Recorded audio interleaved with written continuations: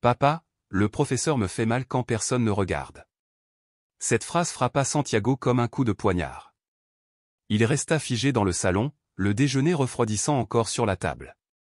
Isabella était assise à côté, en uniforme, levant à peine les yeux, ses petits doigts traçant des motifs sur le canapé comme si elle attendait une réprimande. « Que as-tu dit » demanda-t-il, la voix déjà tremblante. « C'est une blague » dit-elle en se mordant la lèvre et en fixant le sol.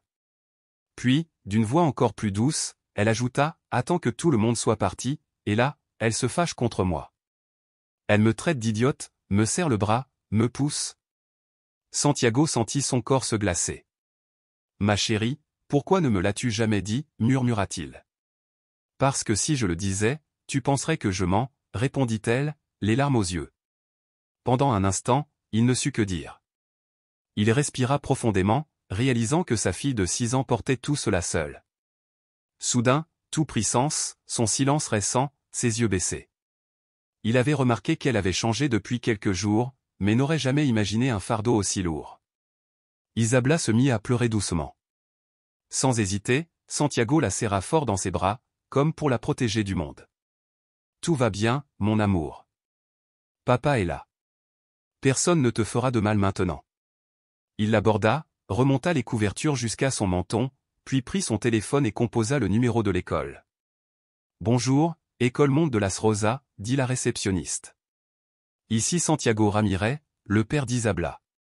Je voudrais parler au directeur. » Après une pause, la voix calme de la directrice Renata se fit entendre. « Monsieur Ramirez, tout va bien ?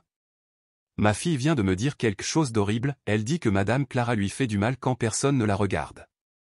Je veux une explication » a-t-il exigé. Un silence plana sur la ligne avant que Renata ne réponde doucement, « Sauf votre respect, Isabella est très sensible.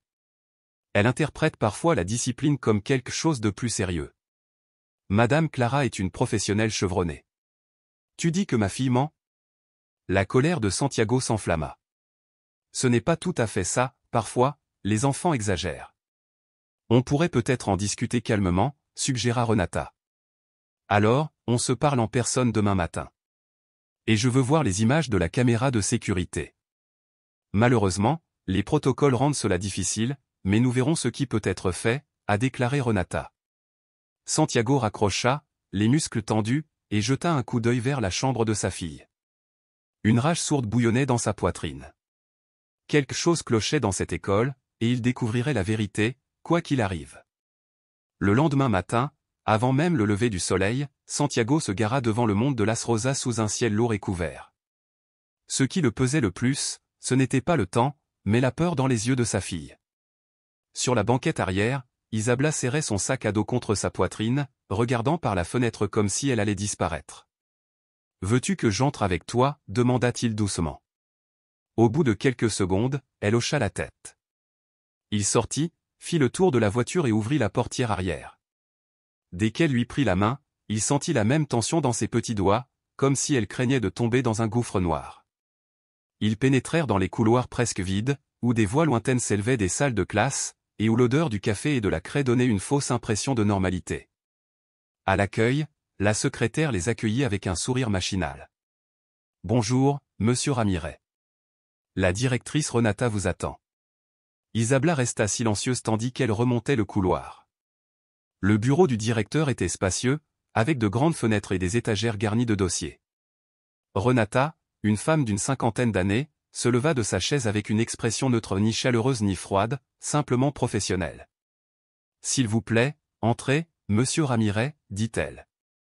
Tenant fermement la main de sa fille, Santiago n'a pas mâché ses mots, « Tu sais pourquoi je suis ici ?» Renata soupira doucement. « Oui, la secrétaire m'a parlé de votre appel. Je suis vraiment désolé, mais je crois qu'il y a eu un malentendu. Ma fille m'a dit, avec ses propres mots, que son professeur lui fait du mal quand personne ne regarde, a déclaré Santiago. » Renata fit un geste apaisant des mains. « Je comprends ton inquiétude. Étant moi-même mère, je peux imaginer ce que tu as ressenti. Mais Isabella a toujours été très sensible. Il lui arrive de mal interpréter les consignes des professeurs. » Santiago plissa les yeux. « Alors tu crois qu'elle a inventé ça ?» Renata secoua la tête. Je dis que les jeunes enfants peuvent mal interpréter les choses, surtout s'ils ne s'entendent pas avec quelqu'un. Madame Clara est très dévouée, et nous n'avons jamais eu de plainte à son sujet. À cet instant, la porte s'ouvrit. Madame Clara entra, la quarantaine, lunettes à monture noire, cheveux attachés en chignon serré. Son visage était serein, presque bienveillant, malgré la gravité de l'accusation. Elle regarda Santiago, puis Isabella, qui se cacha aussitôt derrière les jambes de son père. « De quoi s'agit-il » demanda Clara en haussant un sourcil, feignant la surprise. « Isabella m'a dit que tu lui avais fait du mal alors que personne ne regardait » dit Santiago en s'avançant d'un pas protecteur. Les yeux de Clara s'écarquillèrent, puis elle laissa échapper un rire nerveux. « C'est absurde. Je ne ferai jamais une chose pareille. J'ai toujours traité Isabella avec attention, c'est une enfant adorable, quoique particulière. » Renata acquiesça d'un signe de tête. « C'est ce que nous essayons d'expliquer, monsieur Ramirez. Il s'agit peut-être d'un simple malentendu. » Santiago observa la confiance inébranlable de Clara, si exercée, si rodée. Il prit une grande inspiration. « Je vais aller au fond des choses. J'exige toujours de voir les images. » Renata croisa lentement les bras.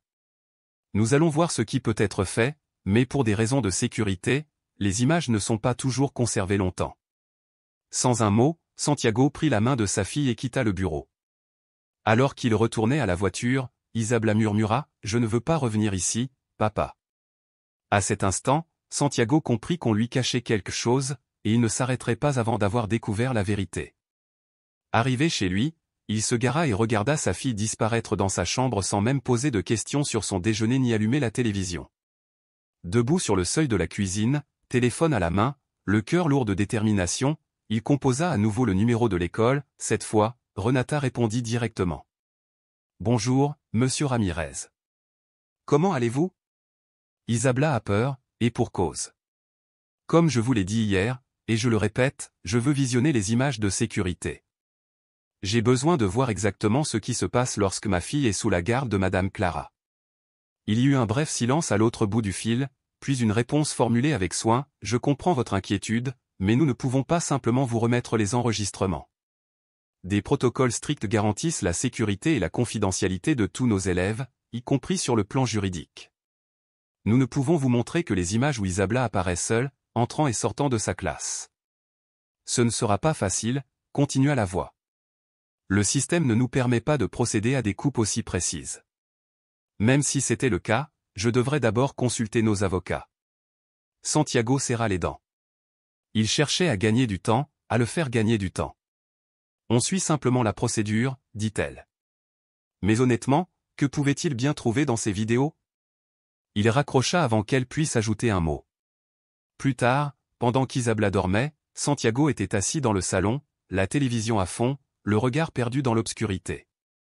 Il n'avait jamais été paranoïaque, mais le comportement évasif du directeur, la froideur de madame Clara et, surtout, le regard terrifié de sa fille n'étaient pas le fruit de son imagination. Vers 2 heures du matin, un cri perçant brisa le silence. « Non. Non, non, non, professeur, non. » Santiago bondit du canapé et courut vers la chambre d'Isabella. Elle s'assit dans son lit, haletante, les yeux écarquillés, les bras levés comme pour se protéger. Il la serra fort. « Tout va bien, mon amour. Ce n'était qu'un rêve. » Elle m'a attrapé et m'a serré le bras, murmura Isabella, tremblante et trempée de sueur. Il la berça doucement, comme il le faisait quand elle était bébé. « Je suis là, ma chérie. Plus personne ne te fera de mal. » Elle posa la tête sur sa poitrine et murmura, « Tu me crois, papa ?» Il ferma les yeux, ravalant la boule dans sa gorge. « De tout mon cœur, je te crois, ma fille. » À cette heure silencieuse précédant l'aube, son cœur battant au rythme du sien, Santiago fit un vœu, l'école pouvait se cacher derrière n'importe quel mur ou protocole, mais il découvrirait la vérité, même s'il devait abattre chaque barrière à main nue. Au lever du soleil, Santiago était déjà réveillé. Isabella avait dormi, blottie dans ses bras, mais son sommeil avait été agité, entrecoupé de soupirs et de mouvements agités. Il n'avait pas fermé l'œil. Il but un café amer par habitude, enfila la première chemise qu'il trouva et, assis dans la voiture, contempla leur maison silencieuse. « Je vais arranger ça, Isa, murmura-t-il, même si je dois le faire seul. Il se rendit directement au commissariat de la ville. L'air était lourd d'une odeur de vieux papier et de café réchauffé. Assis devant l'agent de permanence, impassible, il exposa mot pour mot la situation douloureuse. Ma fille a 6 ans. Elle m'a dit que son institutrice lui faisait mal quand personne ne la regardait. Elle la bouscule, lui crie dessus, lui serre le bras et ma fille ne ment pas. Elle a changé, elle est terrifiée. Hier soir, j'ai dû l'entendre crier au milieu de la nuit, appelant le nom de l'institutrice comme si elle était prisonnière d'un cauchemar. L'agent prit des notes en silence, puis leva les yeux. Avez-vous des preuves? L'école refuse de divulguer les enregistrements, invoquant le protocole. Je sais que quelque chose ne va pas, dit Santiago. Je n'attends pas que pire arrive. D'accord, monsieur Ramirez, répondit-elle. Nous allons déposer plainte. Un agent pourra vous accompagner à l'école pour rencontrer l'administration et procéder à un premier examen. Merci, dit-il d'une voix ferme.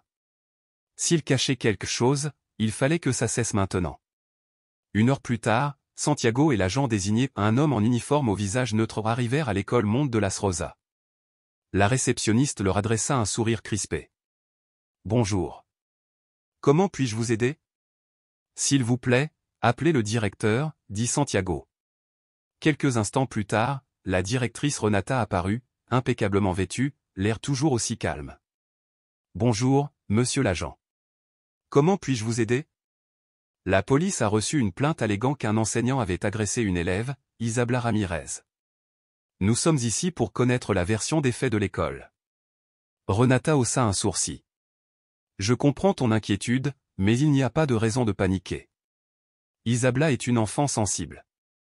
On a déjà vu des crises de colère et des pleurs excessifs. Elle dramatise. Le sang de Santiago bouillonnait. Elle a décrit des violences physiques et verbales, des marques sur son bras, des cauchemars où elle hurlait le nom de l'enseignante. Renata soupira théâtralement. Les accusations sans preuve sont dangereuses. Madame Clara a un casier judiciaire impeccable, jamais une seule plainte. Puis-je lui parler, a demandé l'officier. Elle donne cours en ce moment, répondit Renata. Je peux l'appeler plus tard si nécessaire. Mais s'il vous plaît, faisons preuve de bon sens. Il s'agit de la réputation des professionnels et de la sécurité d'un enfant. L'agent acquiesça et demanda un accès informel aux enregistrements. Renata refusa une fois de plus, seule une décision de justice fera l'affaire, dit-elle avec un sourire poli. En partant, l'officier s'est tourné vers Santiago. Ce sera difficile sans les vidéos, mais nous allons tout documenter. Le procureur pourrait prendre des mesures plus sévères dans les prochains jours. Santiago hocha la tête, la fureur brûlant sous son air calme. L'école se cachait derrière des murs et des protocoles, mais sa fille restait terrorisée. Il n'aurait de cesse que la vérité éclate, qu'il l'aide ou non. Ce lundi matin, alors que Santiago boutonnait le chemisier d'Isabela, il remarqua une nouvelle ecchymose près de son épaule où une marque violette et furieuse, comme si quelqu'un l'avait serré fort. « Ija, qu'est-ce que c'est » demanda-t-il doucement. Isabela baissa les yeux vers le sol. « C'est arrivé au parc » dit-elle vite, trop vite. Son regard racontait une autre histoire. Ce matin-là, Santiago laissa sa fille chez ses grands-parents et retourna à l'école sans prévenir. Debout devant la porte du directeur, le sang lui bourdonnant aux oreilles, il frappa fermement. À l'intérieur, il avait enfin l'intention d'exiger des réponses. Ne laissez pas Isabela retourner dans la classe de Madame Clara à partir d'aujourd'hui. Renata leva les yeux de son ordinateur, surprise. Monsieur Ramirez, ce n'est pas si simple. C'est vrai, insista-t-il d'une voix ferme. Je demande un changement de groupe. Ma fille est maltraitée par un professionnel que vous continuez à protéger. La directrice croisa les mains sur son bureau. Nous n'avons pas d'autre groupe le matin, et la séance de l'après-midi est complète. De plus, Isabela est sensible, tout changement brutal pourrait la blesser encore plus émotionnellement. Il vaut peut-être mieux maintenir la stabilité. La stabilité, rétorqua Santiago. Tu crois que la garder près de celui qui la blesse, c'est de la stabilité? Le directeur prit une grande inspiration. Si l'école découvre quelque chose de concret, nous agirons. Pour l'instant, ce ne sont que des impressions.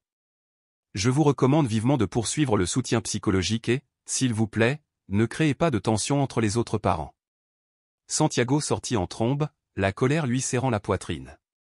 Si l'école refusait de transférer sa fille, il envisagerait de la retirer définitivement. Cet après-midi-là, il s'assit en face d'Isabella à la table de la cuisine. « Ma chérie, et si tu étudiais dans un autre groupe avec un autre professeur? Qu'en penses-tu » Isabella cessa de remuer son jus et baissa les yeux vers la table. « Mais mes amis, ils seront toujours là, murmura-t-elle. On pourra discuter après les cours. Tu pourrais aussi te faire de nouveaux amis. » Il lui prit la main, mais elle recula, la peur et la confusion vacillant dans ses yeux. Parfois, les enfants s'accrochent même à ce qui leur fait du mal, parce que cela leur semble familier. Il n'insista pas davantage.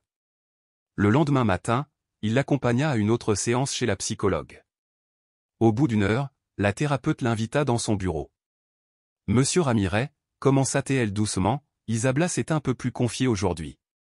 Elle a peur d'être punie si elle change de groupe. Elle a dit, si je déménage, elle sera encore plus en colère contre moi.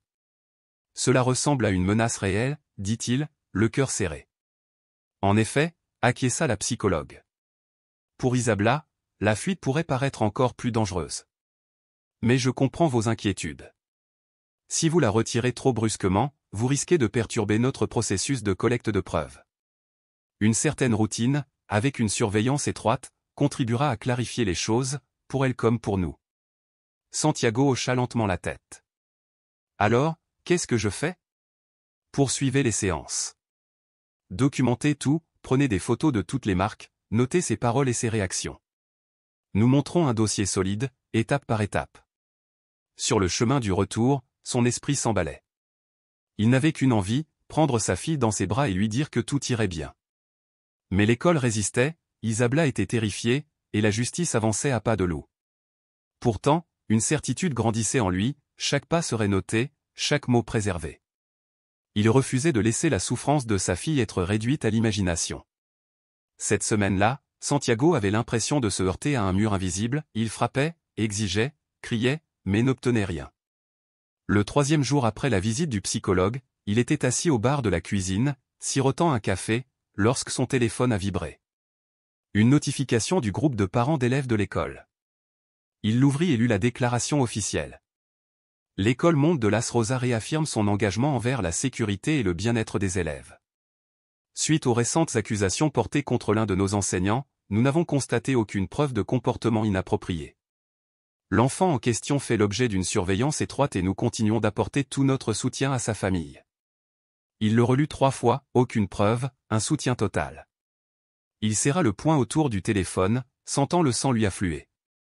Il prit ses clés de voiture, laissa Isabella à sa mère et se dirigea directement vers le tribunal. Quelques heures plus tard, il comparaissait devant le procureur. « C'est une honte », a-t-il explosé. « L'école protège cette enseignante et accuse ma fille de 6 ans. » La procureure, une femme au regard fixe et à la voix ferme, hocha la tête. « Je comprends, monsieur Ramirez. C'est pourquoi ce matin, le juge a approuvé notre demande, l'école doit remettre les images des caméras de sécurité filmant le couloir du CP, les salles de classe et la cour de récréation. » Un rayon de lumière au bout de ce tunnel sombre. 2 jours plus tard, il fut convoqué dans le cabinet du juge pour la remise des images. Dans la salle silencieuse se trouvaient le procureur, l'avocat de l'école et un administrateur tenant une clé USB. Le juge observait attentivement. « Passons en revue le contenu, dit-elle. Monsieur Ramirez, vous pouvez nous accompagner. » Le disque dur était branché sur un ordinateur portable relié à un écran. Les enfants entrant à l'école, les professeurs se croisant dans les couloirs, un élève courant, un autre trébuchant, tout semblait normal. Il s'agit des jours 8, 9 et 10, a indiqué l'administrateur. Le jour 11 a connu des échecs d'enregistrement en raison d'un problème technique de serveur, et le jour 12, il y a eu une panne de courant partiel ce matin. Santiago serra les dents. Jour 11 le jour même où sa fille rentrait à la maison avec un bras meurtri et en pleurs. Et maintenant, on lui annonçait qu'il n'y avait pas d'enregistrement. L'administrateur évitait tout contact visuel. La caméra de la classe 1 est tombée en panne. Il ne nous reste que 10 minutes avant le petit matin, le reste est corrompu. Comme c'est pratique, n'est-ce pas, murmura-t-il. L'avocat de l'école s'éclaircit la gorge. Monsieur Ramirez, nous comprenons votre frustration, mais notre équipe technique est disponible pour clarifier la situation. Nous ne cherchons pas à cacher quoi que ce soit, ce genre de choses arrive avec du matériel ancien. Santiago se leva. Le seul échec, c'est la façon dont vous traitez ma fille. Et si vous pensez qu'une clé USB pleine de trous me fera taire, vous vous trompez lourdement. La juge tapota légèrement sa plume. Je comprends votre colère, monsieur Ramirez. Nous avons déjà ordonné une analyse médico-légale des enregistrements. Si une quelconque falsification est confirmée, les responsables devront rendre des comptes. Il quitta la pièce, la poitrine serrée à un autre obstacle, une autre excuse. Mais il n'était plus seul, la justice avait commencé à agir, même si c'était lentement. Ce qu'il ne savait pas, c'est que le prochain indice viendrait de l'endroit le plus inattendu. À la tombée de la nuit, il passa des heures à étudier les documents, les messages et les vidéos fournis par l'école. La frustration ne fit que s'intensifier, lui serrant la poitrine comme une corde tendue. Au crépuscule, il alla chercher Isabella à l'école. Elle l'accueillit avec un sourire timide, des ombres encore perçantes dans ses yeux. « Papa, est-ce que je peux dormir avec toi encore ce soir ?» demanda-t-elle. « Bien sûr, mon amour » murmura-t-il en passant un bras autour d'elle alors qu'il rentrait chez eux en passant les portes de l'école, attiré par l'espoir, ou peut-être par l'entêtement, sous le ciel presque nocturne. Le bâtiment scolaire avait déjà fermé ses portes aux élèves, mais quelques lumières brillaient encore dans les couloirs. Santiago gara sa voiture de l'autre côté de la rue et observa la scène quelques minutes. Puis il vit quelqu'un sortir de l'arrière, un homme mince en uniforme bleu foncé, poussant un chariot de concierge. Santiago le reconnut instantanément, le concierge, toujours silencieux, toujours dans l'ombre, comme s'il voyait tout sans rien dire. Sans hésiter, Santiago traversa la rue. « Monsieur, excusez-moi, veuillez patienter. » L'homme se figea et tira sur sa casquette. « Désolé de vous déranger. Je m'appelle Santiago. Je suis le père d'Isabella, elle est en CP. » L'homme fronça les sourcils mais ne dit rien. Santiago inspira profondément. « J'essaie de comprendre ce qui arrive à ma fille. Je crois que la maîtresse Clara lui a fait du mal. Je sais que ça paraît extrême, mais je fais confiance à Isabella, et je pense que l'école cache les enregistrements. Ils ont dit qu'il n'y en avait pas, mais je n'y crois pas. Et toi, qui tiens à cet endroit, tu risques de voir ce que personne d'autre ne voit. » Le gardien jeta un coup d'œil autour de lui, puis à ses pieds, puis à Santiago. « Vous avez une minute. » Santiago hocha la tête. L'homme posa le chariot et s'approcha. « Je m'appelle Ernesto. Je travaille ici depuis 6 ans, nettoyage, entretien, ce genre de choses. Et oui, j'ai vu des choses, pas tout, mais suffisamment pour savoir que cette fille dit la vérité. » Santiago retint son souffle. « Que as-tu vu ? » « Un jour, commença Ernesto, je passais la serpillière dans le petit couloir de la classe. J'avais mes écouteurs, mais pas de musique. Puis j'ai entendu la voix de la maîtresse Clara forte, furieuse. J'ai regardé par la porte entr'ouverte et je l'ai vue attraper la fille par le bras, à sa hauteur, et parler avec fureur. Puis elle a repoussé sa chaise si violemment. Sa voix s'est interrompue. J'hésitais entre entrer ou faire semblant de ne pas voir. « Pourquoi n'as-tu rien dit plus tôt ?» insista Santiago. Ernesto baissa les yeux. « J'ai besoin de ce travail. Le directeur a licencié des gens pour moins cher. Mais il y a une chose que tu ignores peut-être, les caméras de l'école n'enregistrent pas uniquement sur le serveur principal. Il y a un deuxième système, dans une arrière-salle, où les sauvegardes sont automatiques.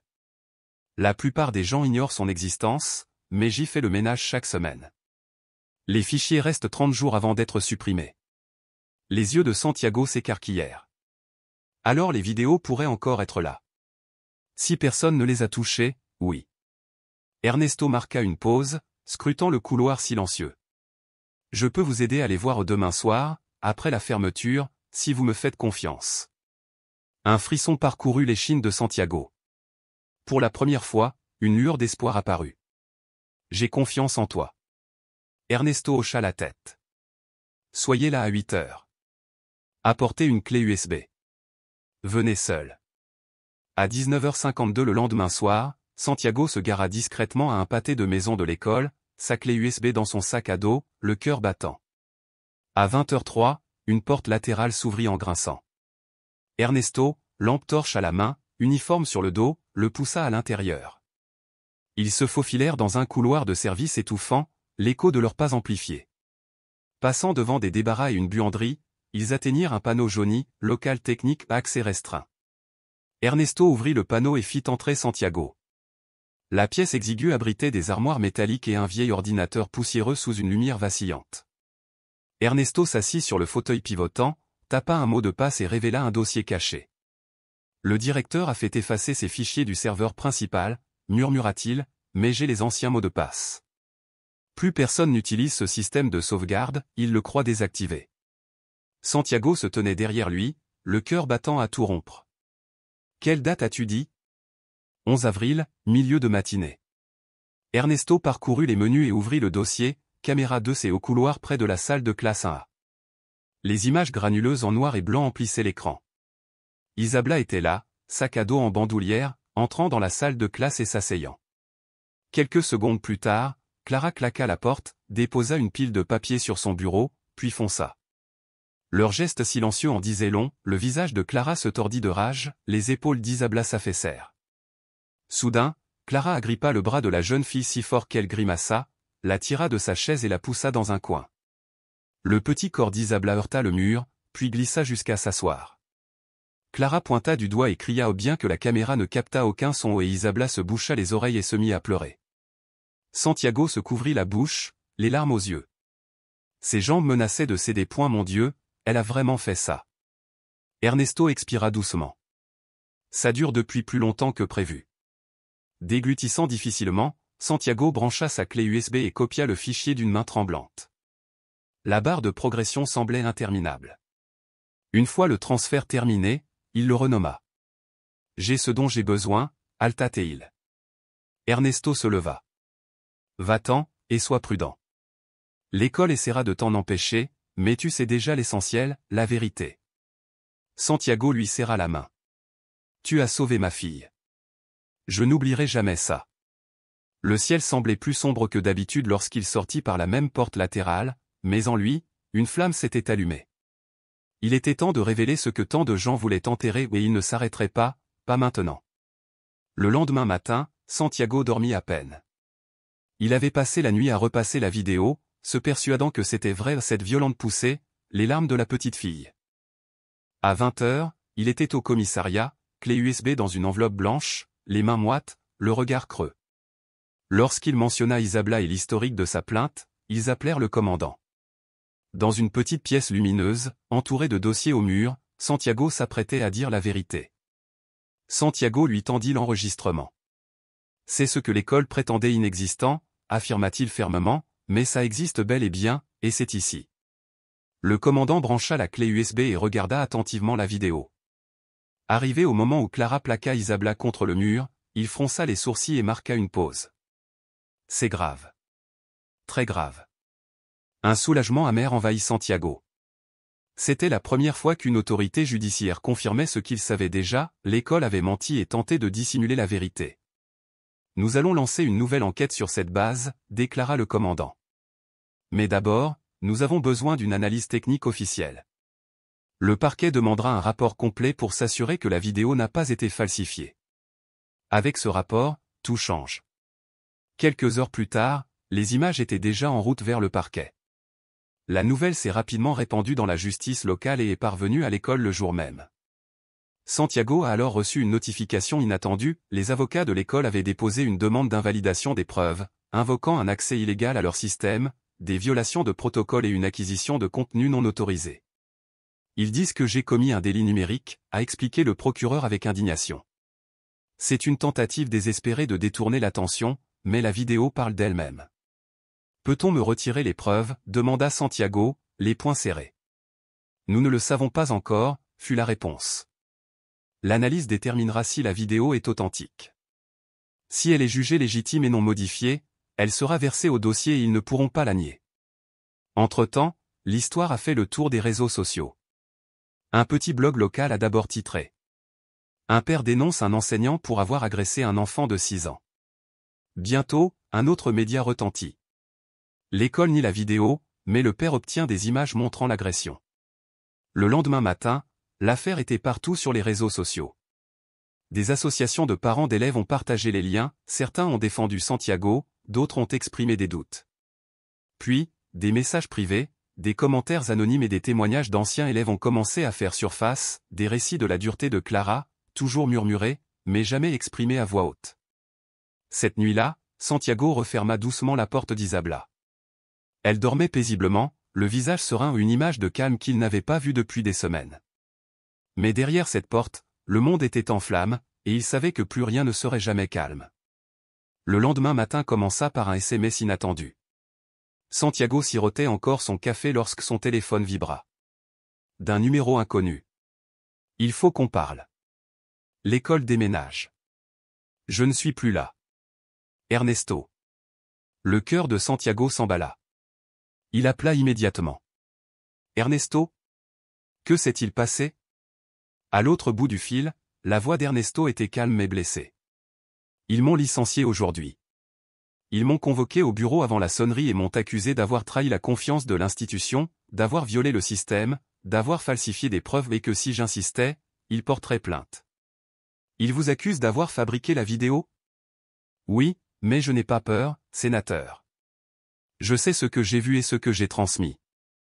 Si nécessaire, je témoignerai au tribunal. Santiago pressa le téléphone contre son oreille, les yeux fixés sur l'espace vide. Ils essaieront de te faire taire. Ils essaient déjà. Mais j'ai la conscience tranquille. Ce n'est pas tout, après que je leur ai donné la vidéo, une enseignante est venue me voir. Elle m'a dit avoir vu Clara crier sur d'autres enfants. Ça n'a jamais été aussi grave qu'avec ta fille, mais elle avait peur de parler. Le directeur est connu pour dissimuler les choses afin de protéger l'image de l'école, a déclaré Santiago en expirant profondément. Cela doit être consigné. Je l'ai déjà fait. Je suis allé au commissariat ce matin et j'ai tout raconté. Ils ont pris ma déposition et ont dit qu'elle serait incluse dans l'enquête. Plus tard dans la journée, l'école a envoyé un autre avis aux parents, cette fois plus solennel. Nous avons le regret de vous informer que l'employé Ernesto S. a été licencié pour conduite inappropriée et violation du règlement intérieur. L'école continue de coopérer avec les autorités et réaffirme qu'elle ne cautionne ni les mensonges ni les tentatives de diffamation. Santiago lut la déclaration avec nausée, mais sans surprise. C'était le scénario classique, le lanceur d'alerte était présenté comme le méchant, le père comme un alarmiste, la victime comme un fourbe. L'école n'avait pas anticipé l'effet inverse. À voix basse, parmi les enseignants, des fissures commencèrent à apparaître. Une assistante de coordination anonyme a appelé le parquet pour signaler avoir entendu des cris provenant de la classe de Clara, même porte fermée. Un stagiaire à la pause déjeuner se souvenait d'un élève qui avait un jour refusé d'entrer dans la salle de Clara, sanglotant et affirmant que le professeur lui avait crié dessus et l'avait puni sans raison. Des histoires jusque-là étouffées refont surface, comme de minuscules étincelles s'allumant dans un champ aride. Et au cœur de tout cela se trouvait Ernesto, autrefois invisible, devenu la pièce maîtresse qui a fait tomber la façade de l'école. Des bribes d'informations parvenaient à Santiago, fragment par fragment, appels, messages, mises à jour murmurés lors des réunions. Ce n'étaient pas encore des témoignages officiels, mais les échos d'un phénomène bien plus vaste. Plus l'école tentait d'enfouir la vérité, plus elle émergeait. Dans une salle de thérapie tamisée, conçue pour le calme et la sérénité, Isabela était assise sur un tapis coloré, serrant son lapin en peluche contre elle. Santiago observait la scène, le cœur lourd mais plein d'espoir. En face d'eux, le docteur Mariana était assise en tailleur, la voix douce, comme si elle confiait un secret à une amie. « Isa, murmura-t-elle, tu te souviens quand tu m'as dit que parfois le professeur se mettait en colère ?» La petite fille hocha lentement la tête, les yeux baissés. « Tu te souviens de ce qu'elle disait quand elle était en colère ?» Après un long silence, le lapin serré contre sa poitrine, Isabela parla d'une petite voix hésitante. Elle a dit que j'étais lente et bête. Ce fut la première fissure dans le mur du silence. Quand je n'arrivais pas à finir mon travail, ajouta l'enfant, elle prenait mon cahier et barrait tout d'une croix. Elle disait que j'allais rater, et un jour, elle m'a dit que si j'en parlais à mon père, elle me ferait redoubler. Santiago ferma les yeux un instant, sa poitrine se soulevant et s'abaissant sous l'effet d'une profonde émotion. Le psychologue ne dit rien, laissant le silence nourrir son courage. Un jour, continua Isabela, elle m'a emmené au fond de la salle, près du placard. Tout le monde était en récréation. Elle m'a serré le bras très fort et m'a dit, « Si tu ouvres la bouche, personne ne te croira, tu ne sais qu'inventer des choses. » Des larmes coulaient sur ses joues, mais elle ne s'arrêta pas. Elle m'a poussé, ma tête a heurté le mur. Ce n'était pas dur, mais j'avais peur de tomber. Puis elle a quitté la pièce après avoir regardé mon visage effrayé. Santiago s'agenouilla près d'elle et la serra doucement dans ses bras, comme s'il tenait un verre délicat. Tu es si courageuse, ma fille. Tellement courageuse. Le docteur Mariana expira lentement et se leva. Monsieur Ramirez, avec votre permission, je crois que nous sommes prêts. Pourquoi faire demanda Santiago. Qu'elle parle. Qu'elle soit enfin entendue. Quelques jours plus tard, dans une salle d'audience spécialement conçue pour le témoignage des enfants, tout allait à nouveau changer. Isabella commençait enfin à se sentir en sécurité. À 10h14, l'horloge du tribunal sonna, annonçant le début de l'audience. La salle était simple, mais chargée de sens. Sur un banc étaient assis Santiago, le psychologue d'Isabella, et Ernesto vêtu d'un costume d'emprunt, mais avec la dignité d'un homme qui sait que la vérité est de son côté. Leur silence était respectueux, tendu, presque solennel. De l'autre côté de la pièce, Clara était assise entre deux avocats, le regard baissé et le visage impassible. Elle portait un tailleur sombre, les cheveux tirés en arrière, les lèvres pincées. Derrière elle, la directrice Renata s'agitait, mal à l'aise. À son entrée, la juge a ajusté ses lunettes et a ouvert la salle d'audience. Nous sommes réunis aujourd'hui pour entendre les parties et examiner les preuves dans l'affaire Isabella Ramirez. L'accusation peut commencer. La procureure se leva et déposa sur la table une épaisse pile de documents et un dossier rouge vif. Votre honneur, ce que nous présentons est plus que de simples soupçons, il s'agit d'un ensemble de faits confirmés, étayés par des vidéos, des témoignages et des analyses d'experts. La vidéo fournie par le père de la victime a été authentifiée. Elle montre clairement l'accusée, l'enseignante Clara R., agressant verbalement et physiquement l'enfant. Elle brandit un rapport. Nous disposons également de l'évaluation psychologique réalisée après 5 séances de thérapie avec la jeune fille, confirmant un traumatisme correspondant à des violences physiques et mentales. De plus, nous disposons des témoignages du personnel, dont M. Ernesto S., et de nombreux parents qui, bien que n'ayant pas dénoncé auparavant, attestent désormais du comportement abusif de l'enseignante. Santiago ferma les yeux un instant, chaque mot résonnant comme un tambour dans sa poitrine, non pas par peur, mais parce qu'il se souvenait de chaque marque et de chaque silence que sa fille avait enduré. Concernant le directeur de l'école, a demandé le juge en se tournant vers Renata C. Quelle est votre réponse? Renata se leva et lissa son blazer. Votre honneur, j'ai toujours accordé la priorité à la sécurité des enfants. Avec tant de tâches administratives à accomplir, j'ai cru Madame Clara sur parole. Je n'aurais jamais imaginé que la situation soit aussi grave. Dès que j'ai appris la vérité, j'ai fait ce que j'ai pu. Le procureur intervint gentiment, avec tout le respect que je vous dois, vous avez signé le document refusant l'accès à ces enregistrements. Vous avez invoqué une défaillance technique, ultérieurement démentie, et vous avez permis à l'accusé de poursuivre ses interactions avec le mineur malgré des signes avant-coureurs évidents. Renata hésita, baissant les yeux. Le silence qui suivit en dit long. Finalement, le juge s'est tourné vers Clara. Madame Clara, souhaitez-vous prendre la parole pour votre défense? Clara ne bougea pas. Elle secoua légèrement la tête. Je garderai le silence, annonça son avocat. Nous soumettrons notre réponse par écrit. L'audience se poursuivit encore 40 minutes. Chaque témoignage, chaque rapport, tissait la douleur d'Isabella pour en faire un outil de justice. Enfin, le juge expira. Sur la base des témoignages, des rapports d'experts et des preuves matérielles, le tribunal rendra son verdict dans les 48 heures. L'audience est levée. Tout le monde se leva. Santiago serrait l'évaluation psychologique dans sa main. Ce n'était qu'une simple feuille, mais elle pesait sur lui comme du plomb. Il regarda Clara partir, menottée, la tête baissée, puis Renata, pâle, prenant enfin conscience de l'ampleur de ses choix. Dans le couloir, Ernesto posa une main ferme sur l'épaule de Santiago. C'est presque fini, dit-il.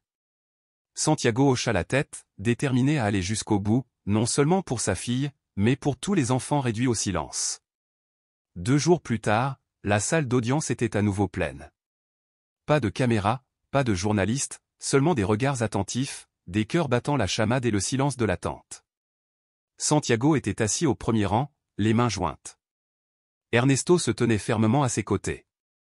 La psychologue était assise quelques sièges plus loin, l'air serein, voyant la vérité éclater. Clara entra, escortée et silencieuse, son sang-froid inchangé. Renata la suivit, la tête baissée, entouré de ses avocats. La juge arriva à l'heure, ajusta ses lunettes et ouvrit le dossier du verdict. Lisant clairement, elle déclara. Ce tribunal a examiné minutieusement tous les témoignages, rapports médicaux, preuves documentaires et dossiers psychologiques. Les faits sont clairs et irréfutables.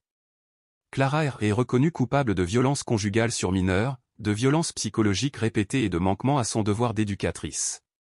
Elle est condamnée à 8 ans de prison, avec prolongation de peine en fonction des risques. Santiago sentit son corps trembler, non pas de colère, mais de soulagement. C'était réel. C'était fait. Le juge a poursuivi, concernant la directrice Renata C., il est confirmé qu'elle a intentionnellement fait obstruction à la justice en refusant l'accès aux preuves et en tentant de falsifier des dossiers électroniques. Elle est reconnue coupable de complicité et de destruction de preuves et purgera sa peine en régime semi-ouvert. Renata fondit en larmes, mais personne ne se leva pour la réconforter. Le juge fit signe aux policiers, et les deux femmes furent emmenées aussi silencieusement qu'elles étaient arrivées. Plus tard dans la journée, l'école Monte de Las Rosas a publié des excuses publiques, l'administration regrette profondément les événements récents, reconnaît l'échec institutionnel et présente des excuses officielles à la famille Ramirez et à l'ensemble de la communauté scolaire. Pour Santiago, les mots ne pouvaient pas effacer ce qui s'était passé, mais ils constituaient, au final, un aveu de culpabilité. Cette nuit-là, il entra dans la chambre de sa fille. Isabella dormait, les cheveux épars sur l'oreiller, sa poupée adorée blottie à côté d'elle. Un peu plus tôt, elle avait dessiné un soleil éclatant dans son carnet. Agenouillé près de son lit, il prit sa petite main dans la sienne. Des larmes coulèrent douces, différentes de la rage ou du désespoir. Des larmes pour la bataille enfin gagnée, pour le souffle retrouvé, pour la certitude que plus personne ne pourrait lui faire de mal. « C'est fini, ma fleur », murmura-t-il en l'embrassant sur le front. « Je t'aime. » Il resta un long moment dans cette pièce silencieuse, dans leur paisible demeure. Le temps n'a pas guéri toutes les blessures, certaines cicatrices ne s'effacent jamais. Mais il leur a appris à respirer à nouveau, à sourire et à retrouver confiance. 3 mois après sa condamnation, la vie chez les Ramirez avait changé. Isabella fréquentait désormais une école plus petite, avec des fenêtres ouvertes et un jardin à l'arrière. Sa nouvelle institutrice, Madame Elena, s'asseyait par terre avec ses élèves et chantait doucement pour saluer chaque enfant. Le premier jour d'Isabella, Madame Elena s'agenouilla devant le portail et lui parla doucement, la rassurant enfin. « Ici haut, tu peux être qui tu veux, oui. » Isabella ne répondit pas, mais un petit sourire timide s'épanouit sur ses lèvres. Cette courbe douce devint l'étincelle de tout. Chaque matin, Santiago l'accompagnait jusqu'aux portes de l'école et restait là jusqu'à ce qu'il la voie entrer. Mais maintenant, contrairement à avant, il rentrait chez lui le cœur léger. Un vendredi après-midi, alors qu'il venait la chercher, la coordinatrice de l'école l'interpella. « Monsieur Ramirez, puis-je vous montrer quelque chose ?» Elle lui tendit un dessin, une petite fille en robe bleue se tenait sous un soleil jaune vif niché dans un coin. Au centre de la page, une fleur déployait ses grands pétales colorés. En dessous, écrit en lettres encore tremblantes, un message. « Maintenant, je sais que les bonnes personnes se soucient aussi en silence. » Santiago le lut lentement. Ses yeux se remplirent de larmes et il sourit, réalisant à quel point elle avait été entendue. La semaine suivante, un magazine éducatif a publié un article sous son nom, « Quand le silence crie, l'importance d'écouter ce que les enfants ne peuvent pas expliquer ». Il n'a mentionné ni nom ni date, mais ces mots exprimaient le courage, l'écoute bienveillante et la responsabilité des adultes face à la douleur cachée d'un enfant. L'œuvre a été partagée entre enseignants, psychologues, mères et pères, et, discrètement, elle a commencé à changer leur regard sur les petits dans le besoin. Entre-temps, Ernesto avait changé d'école, où sa réputation le précédait. Là, les enfants l'appelaient affectueusement Don Ernesto del Corazon, pour les histoires touchantes qu'il partageait pendant la récréation. Bien qu'il n'ait jamais parlé de ses propres épreuves, tous ceux qui l'entouraient comprenaient la profondeur de sa compassion et l'admiraient. À la maison, Isabella dormait maintenant, serrant son doux lapin contre elle, à côté de 3 livres d'histoire cornés. Parfois, elle se réveillait la nuit juste pour appeler son père et lui demander « Il y a école demain, papa ?» Et il murmurait « Oui, mon amour », avant de la bordeur. Par un après-midi ensoleillé, elle était assise sur la terrasse, les pieds dans le vide, du papier et des crayons de couleur posés devant elle. Santiago l'observait de loin, faisant semblant de ne rien remarquer. Puis elle se retourna, les yeux brillants, et dit « Papa, regarde. » Dans son dessin, Une fleur gigantesque aux pétales rayonnants flottait entre deux mains ouvertes. C'est une fleur, dit-il doucement. Oui, répondit-elle, mais pas n'importe quelle fleur. C'est celle qui s'épanouit quand on cesse d'avoir peur. Santiago l'entoura de ses bras, la serrant contre lui. Et, comme pour que le monde entier l'entende, Isabella termina le message de son premier dessin. Maintenant, je sais que les bonnes personnes se soucient aussi en silence. Dans cette étreinte silencieuse, plus besoin de mots. Même une enfance blessée peut renaître, il suffit parfois de quelqu'un d'assez courageux pour écouter, même ce qui reste inexprimé.